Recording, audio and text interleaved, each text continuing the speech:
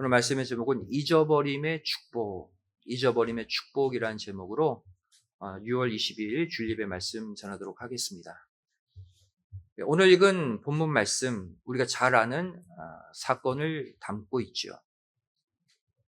야곱의 11번째 아들 요셉이 애굽의 종으로 팔려간 뒤 온갖 고난을 이겨내고 하나님의 강권적인 도우심으로 애굽의 국무총리로서의 일을 시작하고 있는 그 모습을 오늘 본문은 담고 있습니다.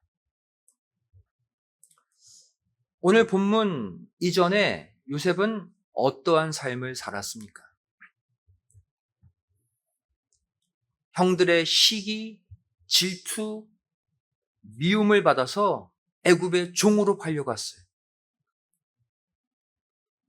또 애굽 사람 보디발을 섬기다가 그 아내의 모함으로 감옥에 갇히고 말죠. 또 그 감옥에서 만난 술 맡은 관원장의 꿈을 잘 해석해서 그 관원장이 석방되었음에도 불구하고 요셉을 잊어버렸어요. 요셉에게 은혜를 주지 못하고 잊어버리고 살다가 결국 요셉은 감옥에서 계속 고생하게 되죠. 술 맡은 관원장이 도와주지 않았어요. 이 바로의 꿈을 해석하기 전까지 요셉은요, 그야말로 만나는 사람마다 배신당하고 무시당하는 비참한 삶을 연속적으로 살아온 것을 볼 수가 있습니다. 생각만 해도 끔찍한 지옥 같은 삶을 살았던 사람이 요셉이에요. 하지만 애굽의 국무총리가 된 후에 요셉의 삶은 180도 달라지게 됩니다.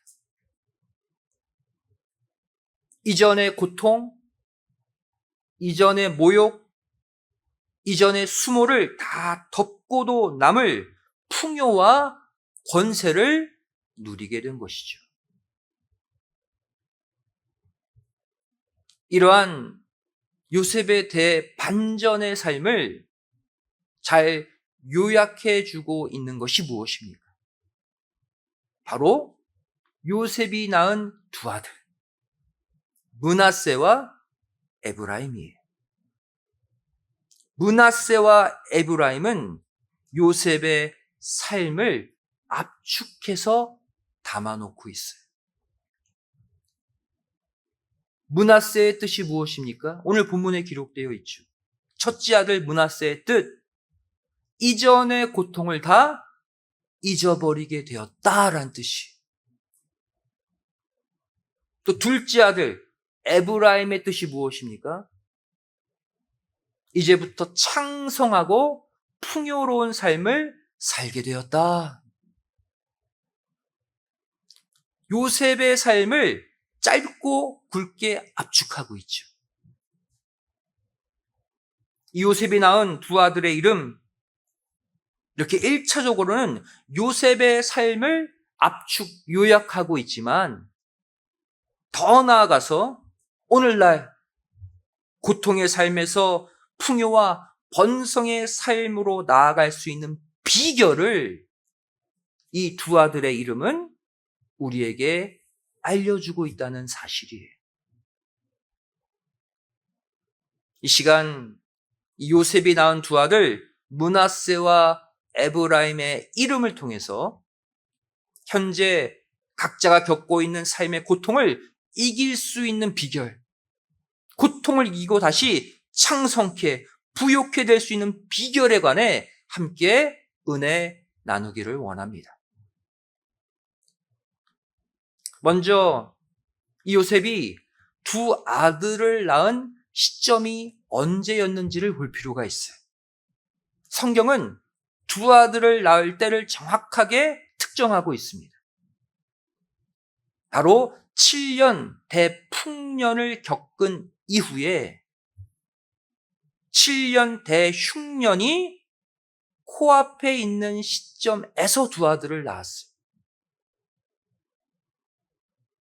오늘 본문 창세기 41장 50절 말씀 다시 보시면 흉년이 들기 전에 요셉에게 두 아들을 낳되 곧 온 제사장 보디베라의 딸 아스낫이 그에게 낳은지라 그랬죠. 여러분 잘 아시다시피 7년 대풍년 그리고 7년 대흉년이 연이어 일어납니다. 7년 대흉년 전에 두 아들을 낳았다. 근데 성경은 이 7년 대흉년을 어떻게 표현하고 있습니까? 창세기 41장 57절 말씀 보시면 각국 백성도 양식을 사려고 애굽으로 들어와 요셉에게 이르렀으니 기근이 온 세상에 심함이었더라 그랬어요.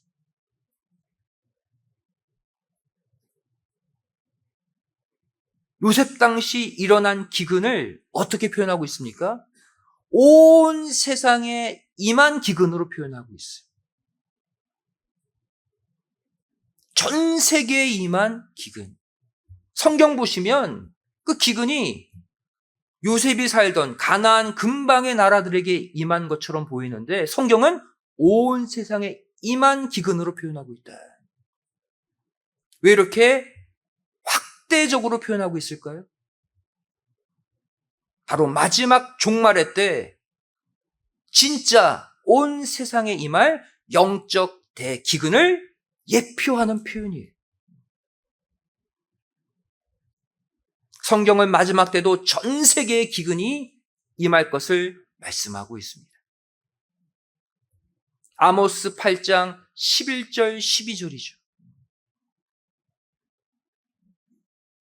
주 여호와께서 가라사대 보라 날이 이를지라 내가 기근을 땅에 보내리니 양식이 없어 주림이 아니며 물이 없어 가람이 아니요 어떤 기근? 여호와의 말씀을 듣지 못한 기갈이라. 사람이 이 바다에서 저 바다까지 북에서 동까지 비틀거리며 여호와의 말씀을 구하려고 달려 왕래하되 얻지 못한다. 여러분, 육적 기근보다 더 무서운 기근이 바로 말씀이 없음으로 인해 당하는 영적 기근이에요. 왜? 이 영적 기근은 영혼을 파괴시키기 때문입니다. 말씀의 부재로 인한 사상의 황폐, 생각의 황폐, 황무지 같은 마음의 기근이 마지막 때 전 세계를 뒤덮는다는 뜻이에요. 여러분, 아무리 보이는 재물, 양식이 많으면 뭐합니까? 마지막 때는 영적으로 또 심적으로 황폐해진다는 거예요. 주변에도 재물 많지만 마음이 망가지고 영혼이 망가져서 피폐한 삶을 살고 있는 자들이 얼마나 많습니까? 더 무서운 기근이에요. 7년 풍년이 지나고 7년 흉년을 맞이하기 직전에 요셉이 두 아들 므낫세, 에브라임을 낳았다. 이 시점은 우리에게 무엇을 알려주고 있습니까? 평안하고 풍족한 삶에서 벗어나서 영육간 기근을 만나기 전에 저와 여러분이 해야 할 신앙적 조치가 무엇이어야 하는지를 알려주고 있는 거예요. 다시 말해, 이 고통의 기간을 만나기 전에, 영적 대흉년을 만나기 전에 신령한 므낫세의 역사, 신령한 에브라임의 역사가 저와 여러분 안에 먼저 일어나야 한다라는 사실입니다. 영육간 기근을 대비하는 방법, 므낫세와 에브라임이에요. 하나씩 살펴보도록 하겠습니다. 첫 번째, 므낫세의 역사죠. 므낫세의 역사는 어떠한 역사를 말합니까? 지난 아픈 과거를 잊어버리는 역사예요.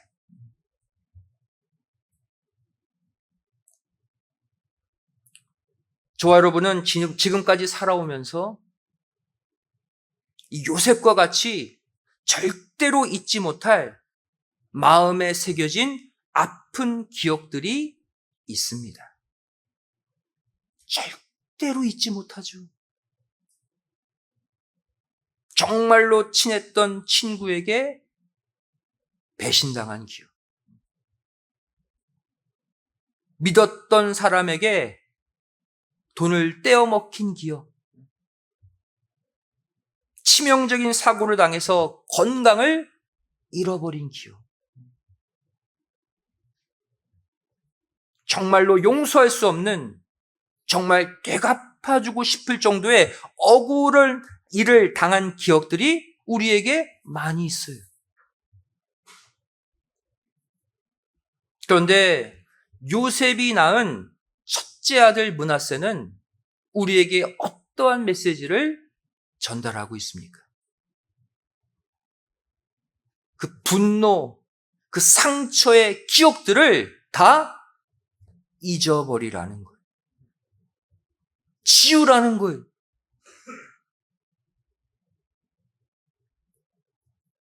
요셉은요, 므낫세라는 아들을 낳은 뒤에 실제로 이 므낫세의 일을 감당해냈습니다.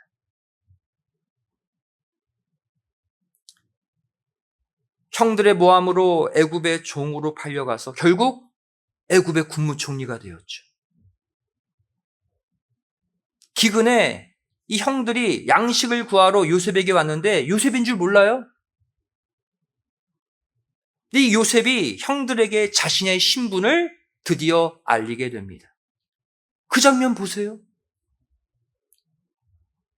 창세기 45장 4절 말씀이죠. 요셉이 형들에게 이르되 내게로 가까이 오소서. 그들이 가까이 가니 가로되 나는 당신들의 아우 요셉이니 당신들이 애굽의 판자라 그랬어요. 나는 당신의 아들, 당신의 아우 요셉입니다. 여기까지 얘기하면 얼마나 좋아요. 근데 굳이 한 문장 더 붙였죠. 당신들이 애굽의 판 동생입니다. 얼마나 섬뜩한 표현입니까? 이 말 표현은 무엇을 보여주고 있어요? 이 말은 요셉이 형들에게 배신당한 그 일을 아직도 생생히 기억하고 있다는 뜻이죠. 다른 사람도 아닌 자기 친형들에 의해 애굽의 종으로 팔려갔어요. 어떻게 이 사건을 잊겠습니까?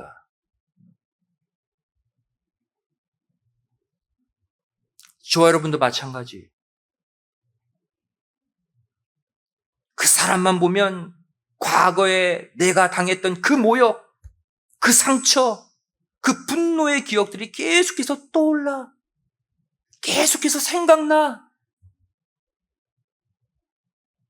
여러분, 만일 내가 함께 생활하고 있는 사람들에게서 그 사람의 나쁜 기억들만 계속해서 떠오른다고 해보세요. 어떻게 같이 생활합니까, 여러분? 그 사람이 옆에만 오면 흠칫 놀라고 견디기 힘들죠. 잊어버림이 축복이에요, 여러분.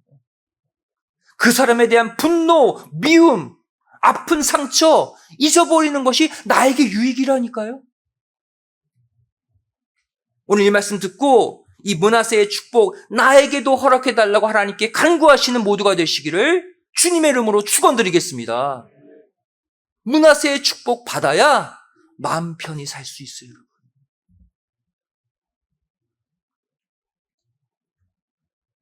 그렇다면 요셉은 어떻게 그 분노와 상처의 마음을 극복해냈을까?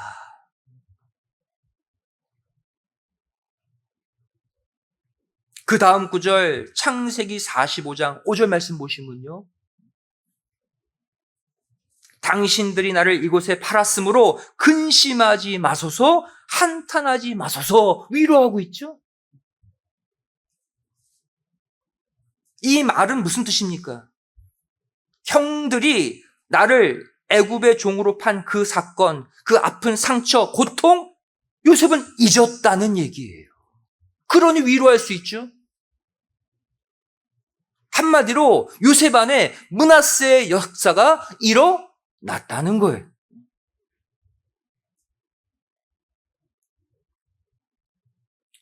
근데 어떻게 이게 가능할까요? 나를 죽음의 사지로 몰았어요. 종으로 팔아버렸어요. 어떻게 용서합니까, 여러분? 창세기 45장 5절 하반절 말씀 보시면 요셉이 이 고통의 기억을 극복하고 이겨낸 비결이 나와요. 뭐라고 말씀하고 있습니까? 하나님이 생명을 구원하시려고 나를 당신들 앞서 보내신 사건이었다는 거예요.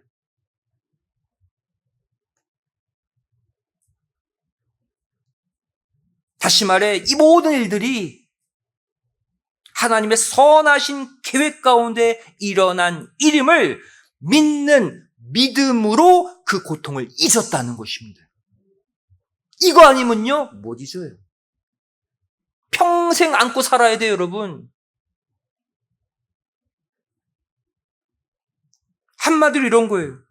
당신들이 나를 애굽에 판 사실은 기억이 나는데 그때 당한 고통과 수치와 모욕감은 잊었다는 거예요. 그때 그 일이 더 이상 나를 괴롭히지 않는다는 거예요. 왜? 그 모든 과정, 사건들이 하나님이 개입하셔서 하나님의 선하신 일을 이루기 위한 하나의 과정이었음을 깨달았기 때문이다. 이게 깨달아져야 용서가 되고 잊어버릴 수 있는 거예요.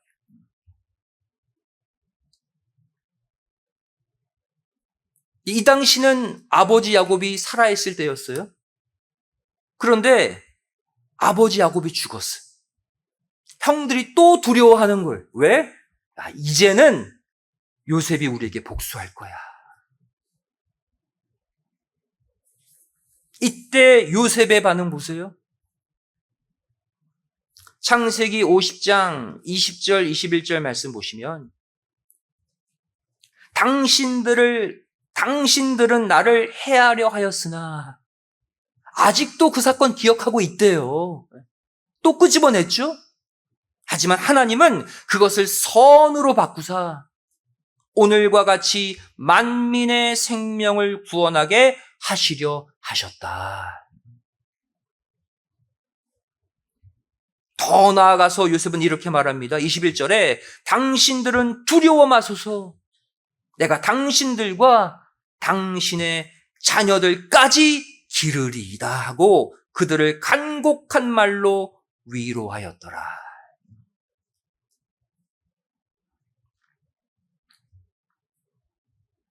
당신들은 나를 해하려 했지만 나는 므낫세로 이미 다 잊었다는 거예요. 이유는 분명하죠. 왜? 이 사건이 온 인류의 생명을 구원하기 위해 꼭 필요한 과정이었으니까. 당신들이 나를 애굽에 팔지 않았다면 내가 애굽에서 어떻게 양식 모으고 국무총리가 되어서 온 인류 사람들 먹여 살릴 수 있었겠느냐 그 얘기예요. 하나님의 선한 플랜이었다는 거예요. 그래서 용서가 된다는 거예요. 그래서 그 고통 잊을 수 있다는 거예요. 결국 우리에게 이 므낫세의 역사가 동일하게 일어나려면 반드시 필요한 게 하나 있다는 것을 깨닫게 됩니다. 바로 하나님의 절대적 주권을 믿어야 돼. 하나님의 절대적 선하심을 믿는 그 믿음이 기초가 되어야지만 그 사람에게 므낫세의 역사가 일어남을 믿으시기 바랍니다. 왜? 하나님이 다 하신 거거든요. 하나님의 선한 계획 가운데 일어난 일이거든요. 결국 그 선한 계획의 결말은 내가 회복되는 것이거든요. 그것을 믿으면 그 아픈 고통, 과거의 기억을 므낫세로 잊을 수가 있는 거예요.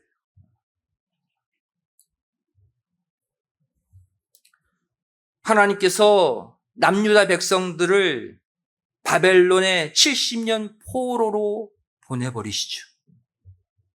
최악의 형벌입니다. 이 바벨론 70년 포로 생활을 하나님이 언급하시면서 하신 말씀 보세요. 바벨론 포로라는 고난을 주신 목적이 뭐냐 이거예요. 그들을 버린 게 아니래요. 그들을 저주한 사건이 아니었다는 거예요. 예레미야 29장 11절에 기록되어 있죠. 제가 여러 번 반복해서 사용하는 구절이에요. 이 예레미야 29장 11절은 남유다 백성들이 바벨론 70년 포로로 끌려갈 것이다. 그 예언 가운데 나온 거예요. 이 말씀하시면서 이 11절에 나 여호와가 말하노라 너희를 향한 나의 생각은 내가 나니 재앙이 아니라 곧 평안이다. 너희 장래의 소망을 주려 하는 생각 가운데 일어난 사건이다. 바벨론 포로가요, 하나님의 소망의 계획 가운데 한 부분이었대요. 그리고 이어지는 예레미야 29장 12절 13절 말씀 보시면 바벨론 70년 포로로 끌려가게 하신 궁극적 목적이 기록되어 있습니다. 너희는 내게 부르짖으며 와서 내게 기도하면 내가 너희를 들을 것이요. 너희가 전심으로 나를 찾고 찾으면 나를 만나리라. 바벨론 70년 포로의 결론이 바벨론 포로라는 고난을 주신 목적이 뭐냐? 결국 하나님을 찾으며 기도하라고 주신 고난이에요. 하나님을 다시 만나서 회복하라고 더 잘 살라고 주신 고난이었다는 사실입니다.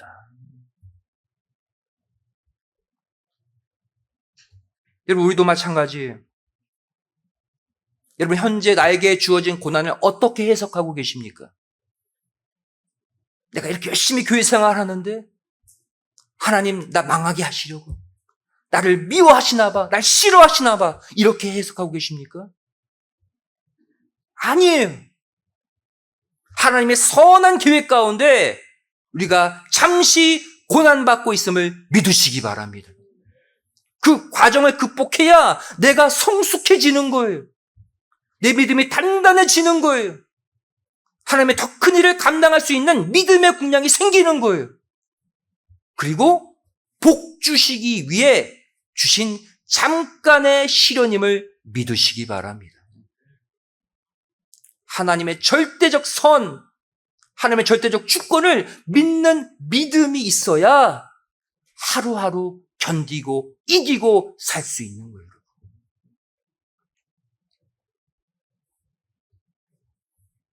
결국 요셉이 므낫세의 역사로 형들을 해치지 않고 형들에게 복수하지 않고 그 형들을 용서한 결과 어떠한 일이 이루어지게 되었습니까?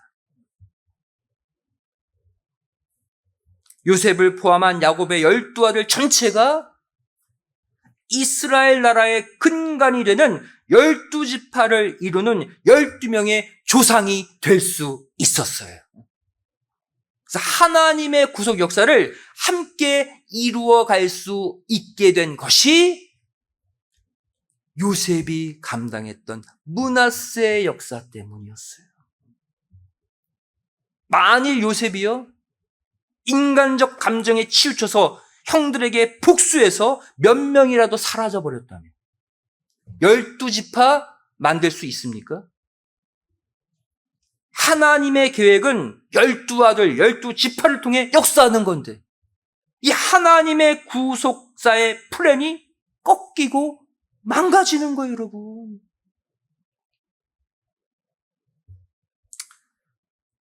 이렇게 므낫세의 역사에 온전하게 동참하게 되면요, 하나님은 가만 계시지 않습니다.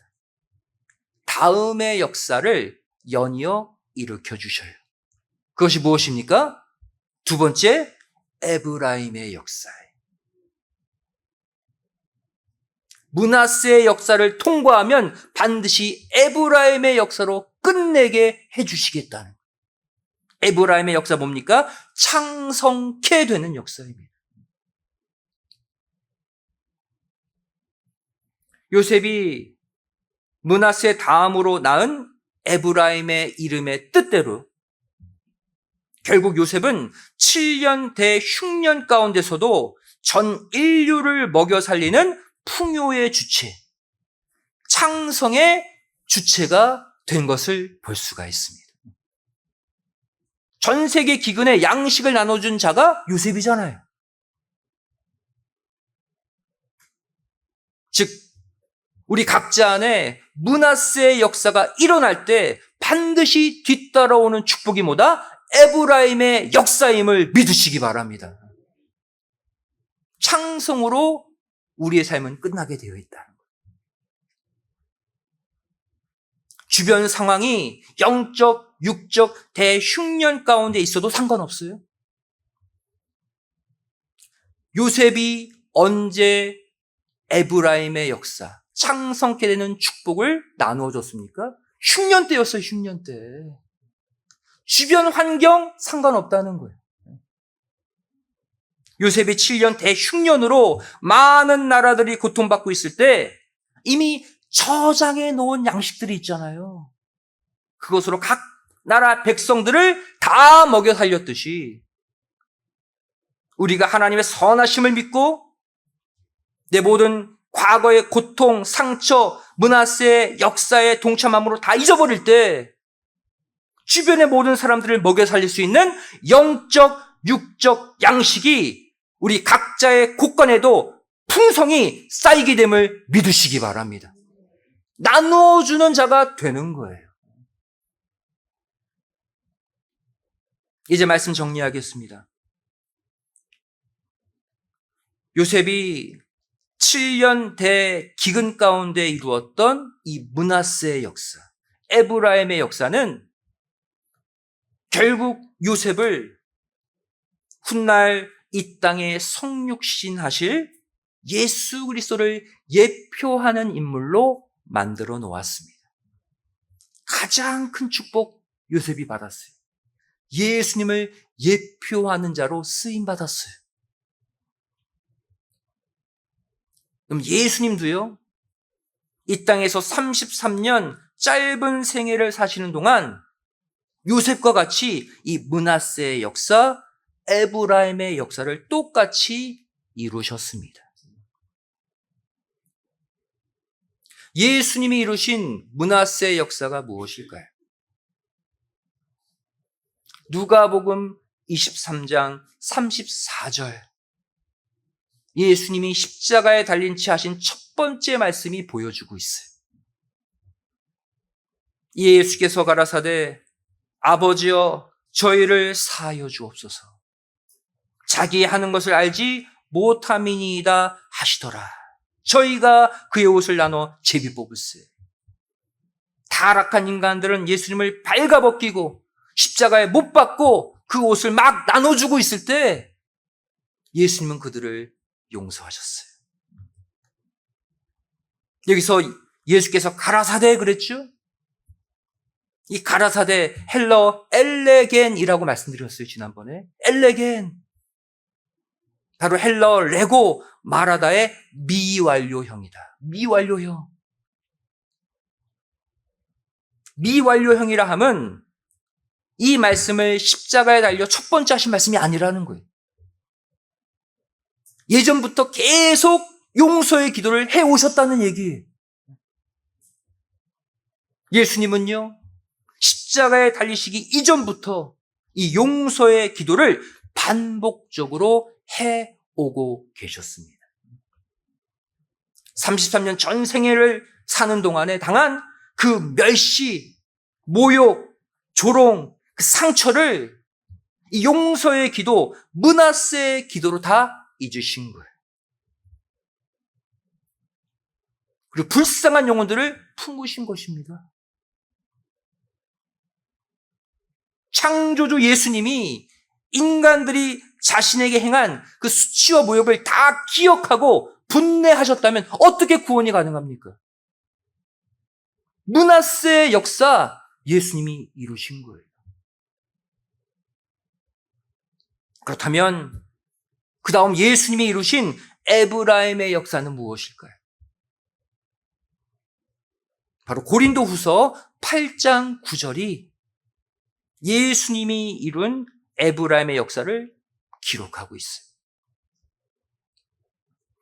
우리 주 예수 그리스도의 은혜를 너희가 알거니와 부요하신 자로서 너희를 위하여 가난하게 되심은 그의 가난함을 인하여 너희로 부요케 하려 하심이니라.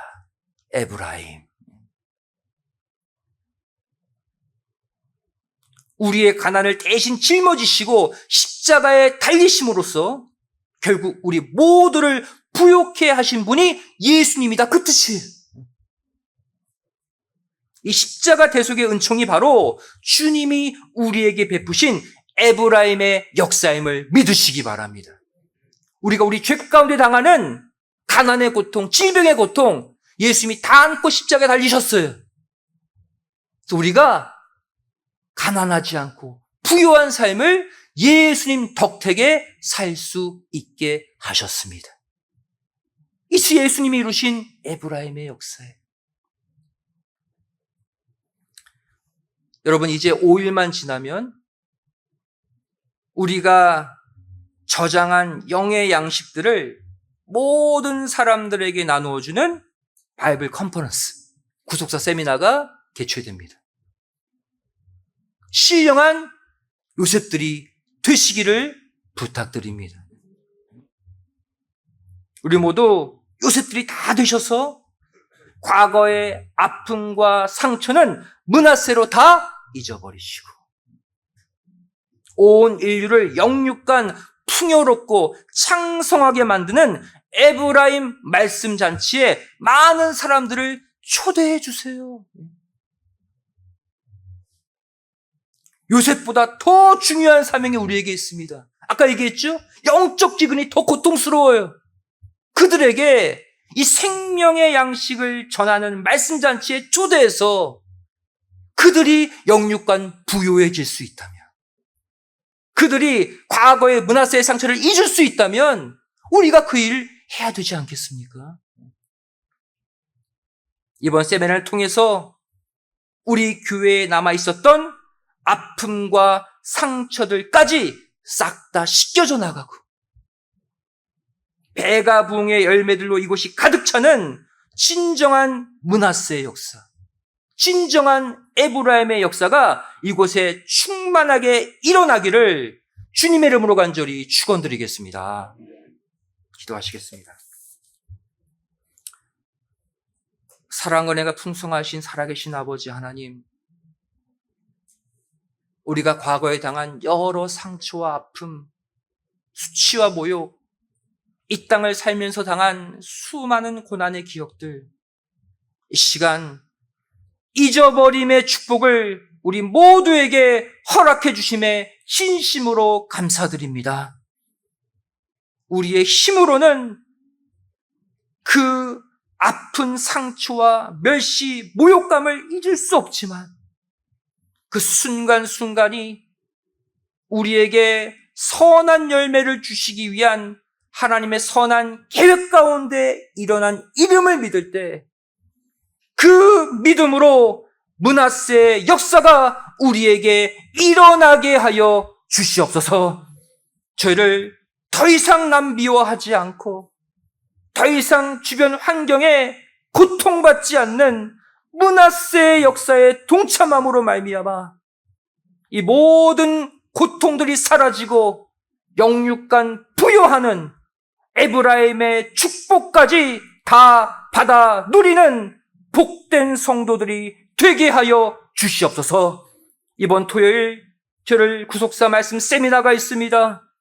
이 땅에 재물은 있지만 영적으로 마음적으로 피폐한 수많은 기근에 시달리는 영혼들을 초대함으로 말미암아 이번에 영의 양식으로 이들 모두에게 므낫세의 역사, 에브라임의 역사가 일어나는 축복의 잔치가 되게 하여 주시옵소서. 반드시 이루어 주실 것을 믿사오며 사랑 많으신 예수님의 이름으로 기도드리옵나이다. 아멘. 한국 한번 보겠습니다.